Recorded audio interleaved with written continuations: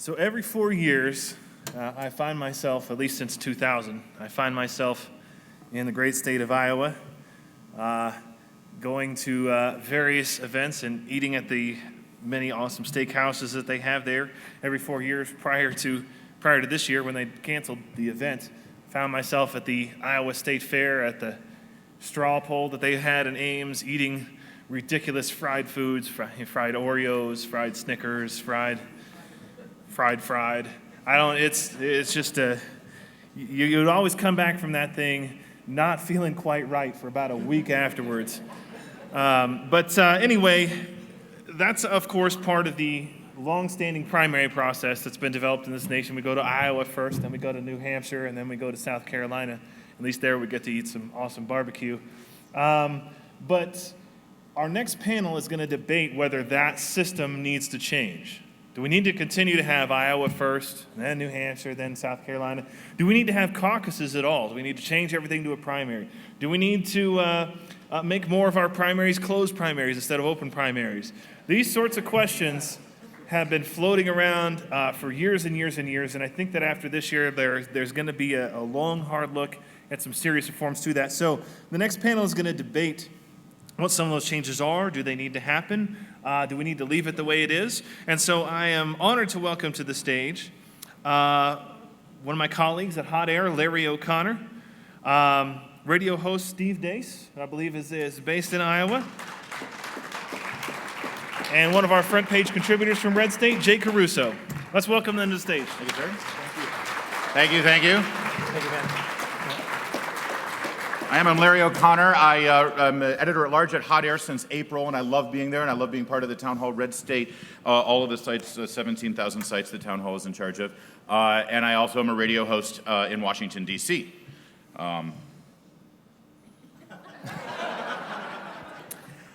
Steve Deace, as you just heard, is a talk radio host from the Salem family of radio stations in Des Moines, Iowa, which means every 4 years, for a few months in the winter, he is the most important radio host in America.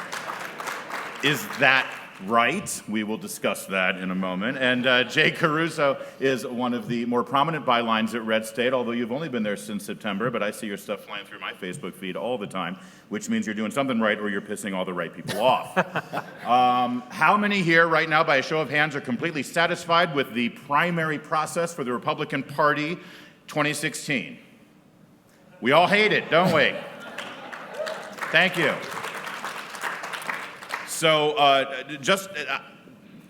I first started in media with Andrew Breitbart, and one of the things Andrew taught me was stop complaining that the media is biased. The media is biased. The problem is that they don't let you know what their bias is going in.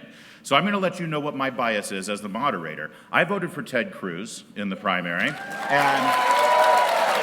that was not a cheap way to get applause at the Red State gathering, because I think that my personal journey as a Republican this year reflects many people's personal journey. My first candidate of choice was Scott Walker. Scott Walker didn't make it through, So he didn't even make it to the Iowa caucuses, let alone to Maryland, because he couldn't, weather the barrage of debates that Hugh Hewitt hosted, I think, every other Thursday. So he was my candidate of choice. Even though he had $50 million, he didn't even make it to the Iowa caucuses. Is that right? By the time the vote came to me in Maryland, there were only 3 candidates left: Donald Trump, John Kasich, Ted Cruz. And I pretty much knew when I cast my ballot that it didn't matter. Was that right? Can that change? Does it behoove us to relook at this?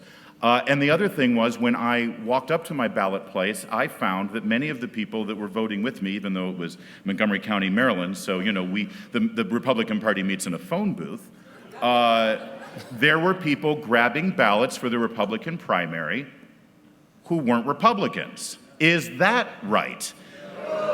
Those are all the things we hope to discuss and debate on this panel. So if that energizes you, and if that is something that you care passionately about, if you're not happy with where we are right now, and you're not happy with the process, well, changing the process is the way that maybe we could get to a different outcome. So that's my 2.5-minute intro. Let's start with, it's easy to beat up on Iowa since Steve is here, so let's hold off on that. That's a radio tease. We're gonna beat up on Iowa, but you'll have to wait. Let's first start with this, I think, basic idea that is in some way controversial, which is, why shouldn't Republicans choose the Republican candidate for president? Jay, let's start with you on that one. Yeah, that's an easy one. Republicans should choose the Republican nominee for president. Right? It's hard to quantify how much difference Democrats make in open primaries, but that's not the point. The point is, it is a Republican primary. They're choosing a Republican candidate. And if you want to choose the Republican nominee, register as a Republican. If you don't, then sit it out as an independent or register as a Democrat and vote for in the Democratic primary. I mean, it's as simple as that. There is a little bit of chance for stuff to happen. You can have people encouraging Democrats to go out and vote for the most extreme Republican candidate. But it goes back to, it boils down to the basic principles of elections. And, the general election is where anybody, it doesn't matter what your registration, you can vote for anybody that you want. But when it comes to an intra-party process, then it should be left to the people registered with that particular party to choose the nominee. Steve? Well, if there's one thing if you've spent any amount of time in the Republican Party, say more than 15 minutes, is they will fashion a solution that will please exactly nobody. The Republican Party's biggest issue is not that it can't please everybody, it's that it tries to. And so you're either it's a partisan election, guys, or it's not. All right? If it's not a partisan election, then let's have these like mayoral elections or a jungle primary like in Louisiana or California, something like that, and that's fine. But if it's a partisan election, if that's what it is, then partisans should be able to pick who their candidates are. That's just common sense. So we have agreement here, and it seems like we have agreement there. So let me channel Reince Priebus for a moment. And I can't really do the Wisconsin thing, except when Can you turn your head all the way around? I can't. I wish I could do the Wisconsin accent. I can only do it when he says Barack Obama. It's just fabulous. Reince Priebus will say, we need to grow our party, and we need to, we are the minority party in the nation right now when it comes to registration, and the only way a Republican president is going to win is if we get non-Republicans to vote for the candidate, so why not open up the primary process to as many voters as possible and energize them? I think that's a cop-out. Let me tell you one of the things I saw in Iowa, for example, which we have a caucus, so it is ostensibly closed, except there's same-day registration. So anybody could go in there, register that day, change registration, sign a little slip, and vote in the Republican caucus. A week before the caucuses, I'm looking at all these polls, and I think I've got pretty good sources on the ground in Iowa, and I can tell Trump's not going to win. But I'm looking at all these polls showing that he's going to win, and he's going to win comfortably. So I kind of want to know, what am I missing?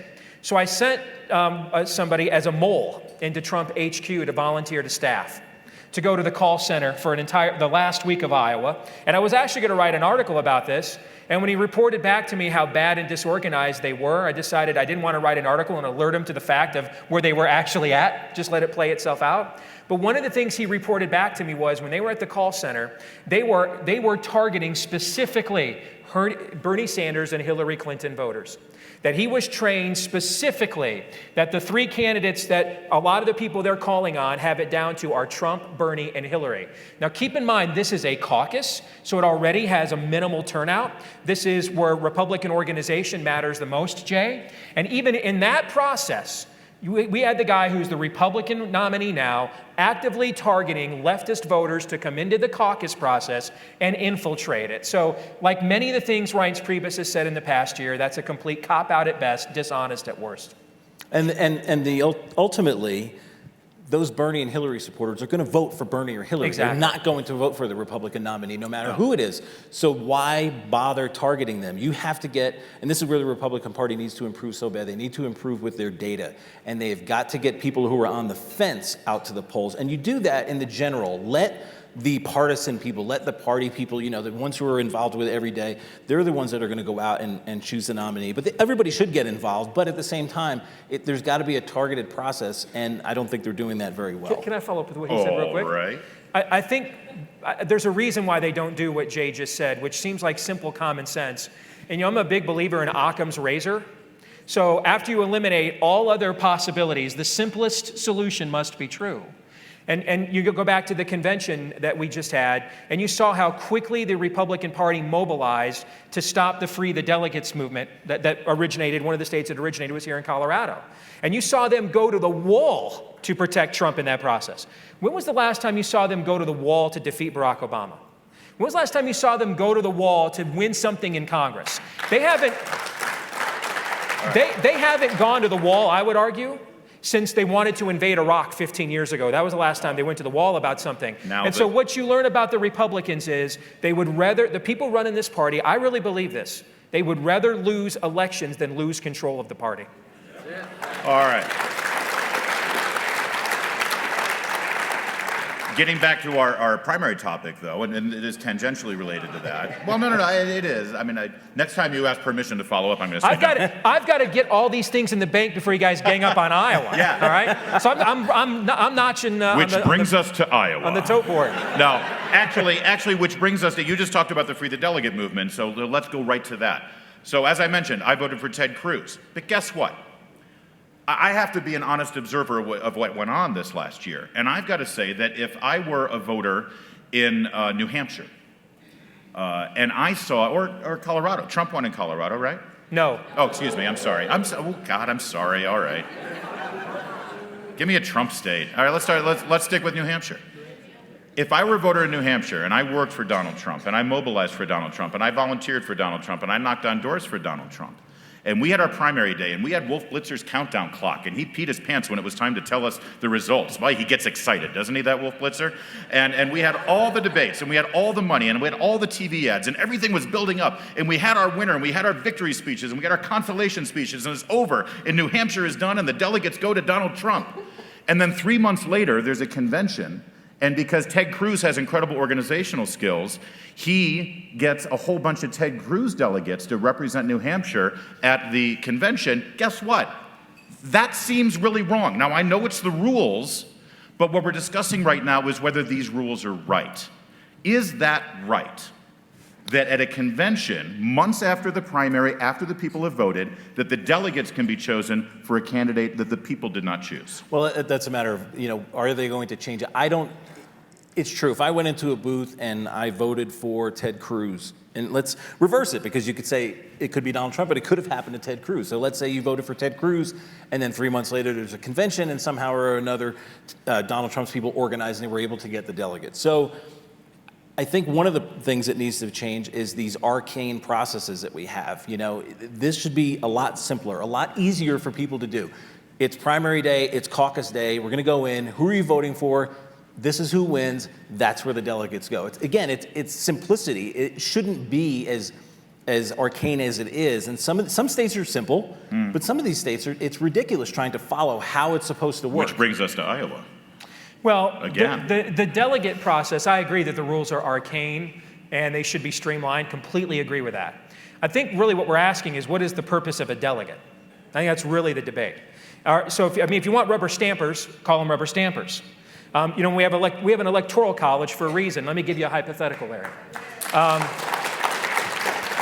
Not saying this could happen, but let's say someone got elected president in November, and a few weeks later, the FBI decided to investigate their foundation. And what we found was they have been running a money laundering scheme for many, many years. Or perhaps the person that won in November, say they had like an infomercial university they started in their name. And there was a class action lawsuit against it. And then weeks after the election, we found out that this was a money laundering scheme where a lot of people had been defrauded. So would we all want those electoral college people to walk in there and rubber stamp an election where information we have after the fact shows that the American people are going to put a fraud, a money laundering fraud in the White House. Why did our founders give us checks and balances? Now, if the delegates are meant to be like electors, then they should act like it. If you don't want them to be that, then call them rubber stampers or call them something else. But I think they do need to clarify that. Wouldn't the founders' checks and balances be employed when that corrupt and criminal president is sworn in, and then no, I mean that's why you have an electoral college, Larry. And then the House of Representatives immediately assembles and draws up articles of impeachment. That's another one you could use, sure. Well, it's okay. But why did the founders give us an electoral college then? They were just bored? Well, but the founders gave us the electoral college at a time where we didn't have this other process that we're talking about right now. Oh, please tell me we're not going to make the argument at the Red State Gathering that the Constitution just can't apply to a modern audience. Of course not. Of course not. Of course not. That's not the argument I'm making. But we are talking about the primary process for the Republican Party, which was not set up by our founders. Agreed. So it's not necessarily an analogous situation, and it's not counter-constitutional to suggest that the president who may get indicted but not convicted by the FBI or by the Department of Justice is sworn in, and then the Republicans in the House actually grow a pair and draft some articles of impeachment. But what do you do when they don't do that? Are the people are left with nothing? So wait, the Electoral College then trumps the House of Representatives in terms of the I would say voice it of the precedes people? it because that's why you have Who an here electoral voted college for the Electoral College? to certify the election. Or did you vote for a representative in the House of Representatives? All right, we're going a little far afield. Wait, one thing I do want to, one point I do But when want you to say, hold on, if I may, you're saying streamline the process. What does that mean exactly? Okay, well, one thing I want to say about what Steve was saying about the delegates, I'm not talking about rubber stampers. I am saying and I don't like the process where in Florida it's ridiculous, where your delegates have to vote. They are bound to vote for the nominee, or to vote for whoever won the primary 3 times before they can change their mind. So whereas I'm fine with the process where if you're a delegate and you're a Donald Trump delegate, and now all of a sudden it comes to the point where you're going to be making the selection, you say at that point, you know what? Everything I found out about this guy, I don't want to do it. I'm going to vote for Ted Cruz. You should be able to do that. Unfortunately, right now in many states, it is against, they're not allowed to do it against rules. In some states, it's illegal to actually do this. And same thing with electors. That's because they're trying to give respect to the voice of the people. So where does the voice of the people end and the conscience of the delegate begin? And is that where a system could be repaired? Right, I think so. But again, I think it's just a matter of when Steve said, yeah, we need to streamline the process, I don't think it's that difficult. It's like, hey, who has the higher percentage? Okay, then you can allocate the delegates based upon percentages, and that's it. I know you all have ideas and opinions. I can hear you saying them. We are going to have Q&A, and I want it to be an extended Q&A because it's a lively discussion. Let's talk about Iowa. And it's not just... I want to be noted how nice I was until we got to this conversation, okay? I think there's 2 discussions here. The first is the regional aspect. It's not just Iowa. It's Iowa, New Hampshire, South Carolina. You can say them by heart by now. Why? Why is that the best way to choose a candidate? Or maybe other parts of the country, why did my vote not count? Why did California's vote not count? Why, biggest state in our union? I don't want California necessarily choosing, but should it be mixed up? Should we change it? Let's start with the regional aspect. Go ahead and defend Iowa, Steve. Well, I think people misunderstand Iowa's role. Iowans are humble to a fault. And I don't think Iowans believe that they should be the one to determine who the nominee is before everybody else has had a say. Well, if you ask Steve King. But I think that, yes. and I think people need to look at the stats of Iowa. If Hillary wins, this will be 5 straight general election winners that won the Iowa caucuses. The Republicans have never nominated somebody that didn't finish in the top 3 of Iowa, ever. One possible exception, I think McCain was in 4th by like 0.7 of a decimal point, so a virtual tie. So where Iowa serves a good purpose, I believe, is that you have to actually organize the state. You can't come in, drop $10 million, buy ads. You have to know people, you have to meet people, you have to organize it. We don't have a major television market. We find out who are really sincere about running on our values and who are not. And then I think, you take the top 3 or 4 people in Iowa after they've had a chance to look at them for a year. And then, you guys have a chance to then vet them a little bit more closely than that. So I don't view Iowa as a decider, and Iowans don't. I view it more as a winnowing fork kind of a state. I'm not so opposed to Iowa remaining first as I am, in a general sense, tired of this. And we're seeing it now. It never used to matter. that the primaries went all the way to June, because usually it was over by the end of February. Pretty much, there was only 2 or 3 people running, and when New Hampshire was over and finally South Carolina, it was done. This was like the first year. You can remember that, going up to the Indiana primary, the Wisconsin primary. We're heading into that. When we were kids, the California primary was a big deal, remember? Yeah. So one of the things I'd like to see is the primary process condensed. This whole thing where it's spaced out over 6 months is just ridiculous. Have it within a 2 to 3 month period. Have Super Tuesdays 3 months in a row. Well, I could be wrong, but I think that was the intent this year. It just didn't work out that way. Well, they really did intend that. They wanted it front-loaded so that the nominee didn't have to spend, Jeb Bush, didn't have to spend all of his money after he secured the nomination. I think. I could be wrong. You guys may know better than I, but I'm maybe sure they didn't think that 17 people were actually going to try and get So then what do you do? If you compact it so much, isn't it all about, you just said Iowa isn't about money, it's about organization. Okay, Iowa's done. Now it's all about money if you compact all of those huge states and all of those primaries into a short window. There's several reforms I would make. First of all, what we talked about earlier, only Republicans would vote. And I don't mean like you became a Republican that day. I mean, people that showed they were interested in being in the interest of the Republican Party should pick the Republican nominee. I think whether it's Iowa, but I think a state like Iowa, and I'd be fine if there was like tiers, because I also think it's not just about organization. You do have to raise money. You have to show you can win big money cases or big money states. I'd be fine if they had a regional process where there was an organization state, a big money state, and say a purple swing state, and those 3 all went together as a tier as well. You look at a state like New Hampshire, everybody wants to pick on Iowa. If Trump doesn't win in November, we're going to go back to 1988 was the last time a New Hampshire primary winner won the presidency. So the saying that Iowa picks corn and New Hampshire picks presidents, it's actually that's not true.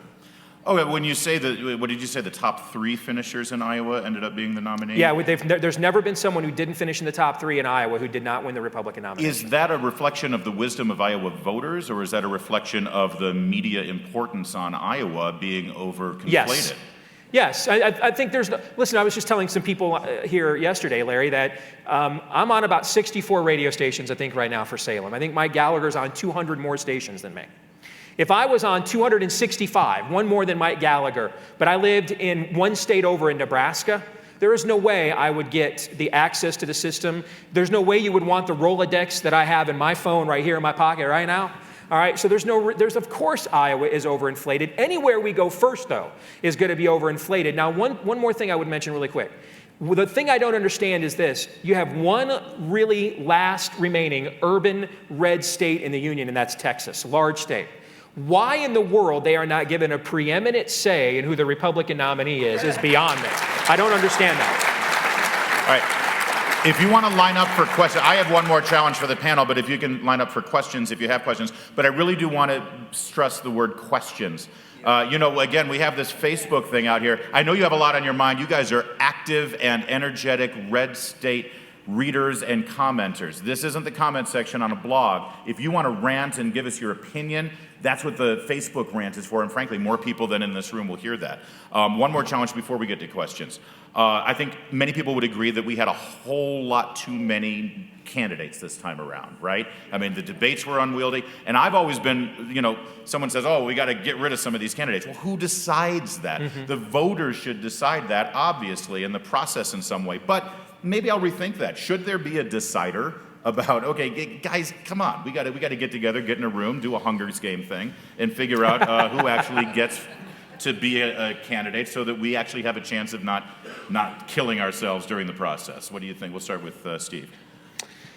I wonder who decides that, and I think that, there is a lot of, I think, over-prominence on Iowa, Jay, but keep in mind we also have CPAC straw polls, other major events that are going on in that year leading up.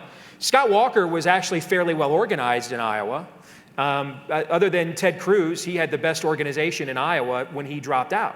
So his problems really were not because of something he natively had in Iowa. He flailed at CPAC. He had the spotlight on him as a flavor of the month last spring, and he couldn't really answer the challenge. And I think that's where you saw his campaign begin to deteriorate. I don't think Iowa had anything to do with it. Okay, and I'm not blaming Iowa, but let me, before you get in there, Jay, because he was my original candidate, and I still want to vote for, I hope to vote for Scott Walker for president someday. I want to say I think that he actually was probably one of the most mature wisest candidates we had, because there were a whole lot of other men and women who were up on that stage who could have made the same choice that Scott Walker did. Scott did not put his ambition and his ego in front of that. He saw the writings on the wall, he saw the number of candidates, he saw where he fit in with other people and said, you know what, this isn't my year. But he was the only one.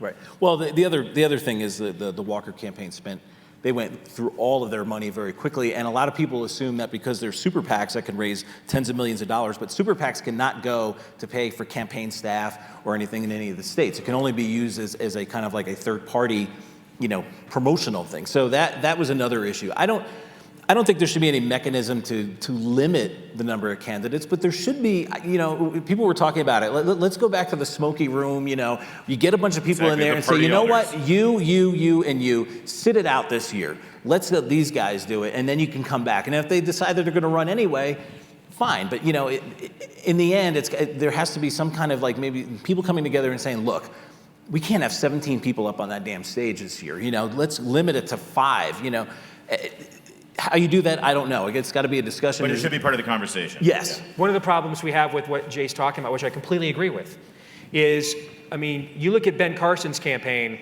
their motto should have been making scam PACs great again.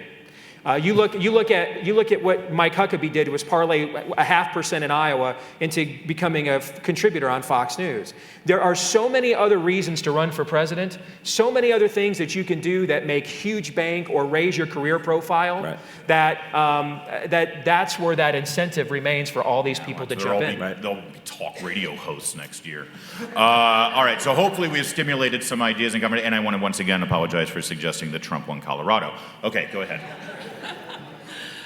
I am the executive director of Free the Delegates and now the GOP Accountability Project. Could you speak to the issue of state governments actually controlling our primary process? My contention is that we need to take that back, that the state should not have a voice in it. And that's part of the problem that we've got with open primaries, that once government money gets into it, that we lose our own control. And it's no longer in the party's hands. Yes, I don't believe the taxpayer should pay for the primary process. It's one of those things, people say they hate caucuses. I actually prefer caucuses. Amen. Because I think because you really have to get involved. It's a process where your involvement is more than just kind of lining up on election day and voting. There's organization, there's more to it. And I think it's better a better understanding of our representative government when you're doing it that way instead of a primary. And again, the taxpayers are footing the bill for a primary, so I prefer the parties pay for these things in a caucus. If we had had all caucuses this year, the 2 nominees would have been Ted Cruz and Bernie Sanders. And I ask everybody in this audience, regardless of how you're going to vote or what you think of everybody, would that be a more substantive, issue-based campaign than the one we have right now? Clearly it would be. Gentlemen, I first of all got an opportunity to meet Mr. Deace in Iowa, and what I found when I was in Iowa was that Iowans take that responsibility incredibly seriously. I think you're right about saying whoever goes first would increase visibility, etc. My question is really pretty straightforward. Show me the line between populism and democracy. How do we make that decision? We'll answer a whole bunch of questions on how the party structure, how state governments handle it, and then finally there is that whole bothersome little problem of the Constitution and how we have to deal with that problem and that idea. Well, we're talking about a party process though here, and so there's nothing saying that the party can't just have a convention and it's all, sure, all people who are elected through neighborhood slates, and that's not unconstitutional because this doesn't really touch the Constitution. I think there is no difference between populism and democracy, which is why the founders loathed the term. I think both are essentially a form of mob rule. That's why we have a constitution. That's why we have a representative republic. That's why we elect delegates to represent us. We elect representatives to represent us, senators to represent us, et cetera. And I think that you can't devise a form of government that is capable of bridling human emotion and passions. And that's why John Adams said, Jay, that our Constitution's only for a moral and religious people. Yeah, I mean, it's populism is. People are describing it as an ideology, and it really isn't, because you can be, a Republican and be a populist. You can be a Democrat and be a populist. I'm with Steve on this one. It's just like, let's just break it down back to where it is. We're a representative republic. We're not a democracy. I don't like mob rule. And I also, you hear, this is the thing that I'm tired of hearing from both of the nominees, is talking about what they're going to do, even if Congress doesn't want to go along with them. And that's just wrong. Yep. Back to the primary process. Yes. Yes, we've talked a few times this morning about who should have the power between the electorate and the delegates. I was in Cleveland and saw the DC delegation. They had an electorate that went for, I think it was Marco Rubio. Yeah. They had a bunch of John Kasich delegates, and in the end, all 19 of their delegates went to Donald Trump. Could you touch on where the national party rules play into this, and how much is that going to affect, retard our efforts to change this at the state level? I think that you go to that scene that would happen in Cleveland. I think the great irony is that if the party had allowed the vote, Trump likely would have won. I don't think Ted would have aggressively whipped the floor. I think Trump still would have won. And then imagine if you were never Trump and you came out of the convention and he said, well, I made my case at the convention and I still won there. How much more easy would it be for people to say, all right, I gave it everything I had. He's still not the guy I want, but I was heard. I had my voice heard to the extension that I was given a voice. Maybe, but let me just go back to, again, one of the more fundamental issues in terms of the process that I think that we still need to discuss, which we don't have time to do, which is, really quickly, who won Iowa 4 years ago? 2012. Who won Iowa? Shout it out. Steve? Rick Santorum won. Ron Paul won Iowa. Ron Paul won Iowa because they had a convention, kinda true. and the delegates went to Ron Paul. 3 people actually won Iowa, because when they went to Tampa, Mitt Romney was given the delegates of Iowa. Only because the Ron Paul people, who were the Ted Cruz people 4 years ago, lost a fight on the floor in Tampa. That's not true. Nobody threw their credentials. I live in Iowa, and I can promise you that the Ron Paul people were not the Ted Cruz people in Iowa. I can promise you. No, what I'm saying is not talking ideologically, I'm talking we're about even the same people. process-wise. Larry, I helped organize Process-wise. for Ted Cruz. So I know who won his the people state were. convention in Iowa? What's that? Who won the state convention 4 in Iowa? years ago? Yes. Well, the Ron Paul people, when they ran the party at that time, they won it. And then they went to Tampa and they tried to put Ron's name in a nomination. The party overruled it, and Romney was given all of Iowa's delegates. So Iowa's delegate, the situation's not analogous, though. given all Because of Iowa wasn't bound 4 years ago. It Romney. was bound in this caucus. so- Romney was given all of Iowa's delegates. Yes, All right. in Tampa. he And was. who won Iowa? Who won the Iowa caucus? Santorum. Mitt Paul And this Torum. is part of the problem, Mitt Paul isn't it? Torum won Iowa. Isn't it? Mitt Paul Torum. And sadly, we're out of time, but I have a feeling that at least the 3 of us will continue debating this as the day goes on. And hopefully you'll do it as well. Thank you very much. Thank you, gentlemen. Thank you. Thank you.